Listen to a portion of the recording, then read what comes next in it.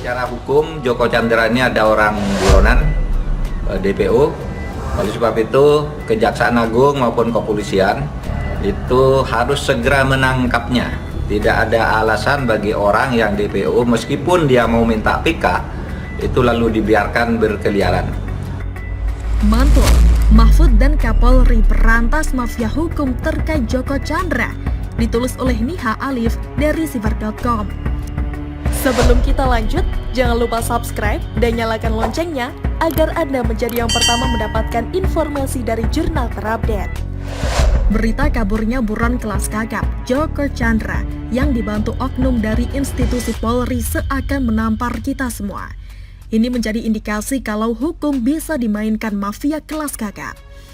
Untungnya, Kapolri bergerak cepat menangkap 3 jenderal. Tak berhenti sampai di situ, didukung Menko Polhukam akan mempidanakan mereka semua. Tentu ini menjadi kabar baik di tengah keprihatinan kita dan berkurangnya kepercayaan publik. Sebelumnya, warganet ragu akan ada tindakan hukum pada institusi Polri. Sanksi penahanan selama 14 hari dan mutasi jabatan saja dirasa tidak cukup. Bahkan ada yang membandingkan dengan hukuman keras pada rakyat sipil. Untungnya, Mahfud MD dan Kapolri bisa membantah rumor yang ada dengan tindakan tegas mereka.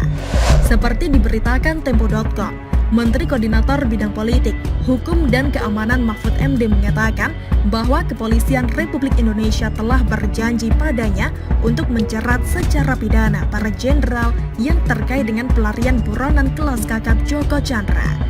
Hal tersebut disampaikan Kapolri Jenderal Idam Aziz langsung kepada Mahfud. Dia atau Idam sudah lapor ke saya. Bapak, saya sudah tahan orangnya dan tindak disiplinnya. Akan kami langsung copot, tapi akan kita teruskan ke pidana dan kami akan cari yang lain. Kata Mahfud menirukan perkataan Idam saat diskusi di acara Ngobrol Tempo Ini Budi pada Sabtu 18 Juli 2020. Mahfud meyakini bahwa janji ini bakal ditepati oleh Idam. Belakangan, 3 nama jenderal yang diduga terlibat dalam pelarian Joko Chandra di Indonesia, yakni Kepala Divisi Hubungan Internasional Mabes Polri Inspektur Jenderal Napoleon Bonaparte, Kepala Biro Koordinasi dan Pengawasan PPNS Bareskrim Mabes Polri Brigadir Jenderal Prastyo Utomo, dan Sekretaris Nasional Central Bureau atau NCB Interpol Indonesia Brigadir Jenderal Nugroho Slamet Wibowo telah dicopot dari jabatan masing-masing.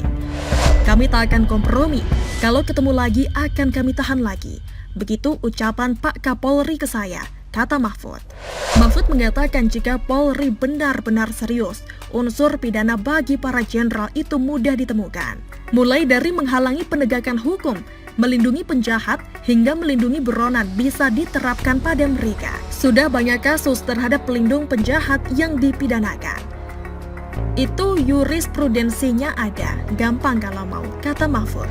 Justru jika Polri tidak serius membahas kasus ini dan melepas para jenderal tersebut, maka indikasi mafia hukum akan semakin menguat. Kalau dibilang tidak ditemukan unsur pidana, justru dari yang bilang itu harus dicari. Mungkin di situ unsur mafianya bisa diurai, karena tak sulit menemukan unsur pidana kalau sudah terjadi hal yang seperti itu, kata Mahfud. Gerak cepat Kapolri ini patut kita apresiasi, termasuk dukungan Menko Polhukam. Apa yang dikatakan Mahfud benar soal adanya mafia hukum. Bagaimana penjahat kelas kakap bisa dijerat selama kaki tangannya di institusi hukum masih melenggang bebas? Sebagai pemimpin tertinggi, menjadi tanggung jawab Kapolri membereskan anak buahnya. Tinggal dari kejaksaan, kita tunggu mereka menyerat para jaksa yang melindungi Joko Chandra ke muka umum. Ini baru bisa dikatakan penegakan hukum di negeri ini diterapkan secara adil. Jangan sampai ada lagi cerita maling justru berlindung di belakang aparat keamanan. Sebelumnya, berita kemunculan Joko Chandra pertama kali diberitakan saat membuat EKTP dalam waktu setengah jam. Anak buah Anies yang menjadi camat Grogol harus dicopot dari jabatannya. Hingga akun digembok membongkar adanya kong kali kong banyak pihak yang diatur oleh pengacara Joko Chandra, Anita Kolopaking. Ada bocoran dana 4 miliar dari Joko Chandra untuk memuluskan perjalanannya ke Malaysia. Saat ini juga terkuak terhapusnya status buron Joko Chandra oleh Interpol. Kepolisian dan kejaksaan saling menyalahkan soal red notice tersebut.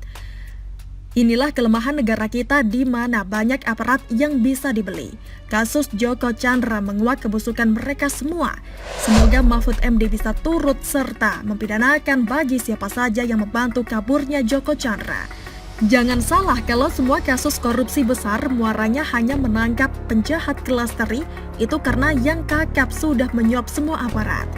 Betapa ngerinya negeri ini kalau hukum bisa dibeli. Semoga periode kedua Jokowi bisa membersihkan kebusukan mereka semua. Begitulah kura-kura. Bagaimana menurut Anda? Silahkan tulis komentar di kolom komentar. Jangan lupa untuk like, subscribe, dan share. Arkana pamit. Wassalamualaikum warahmatullahi wabarakatuh. Sampai jumpa.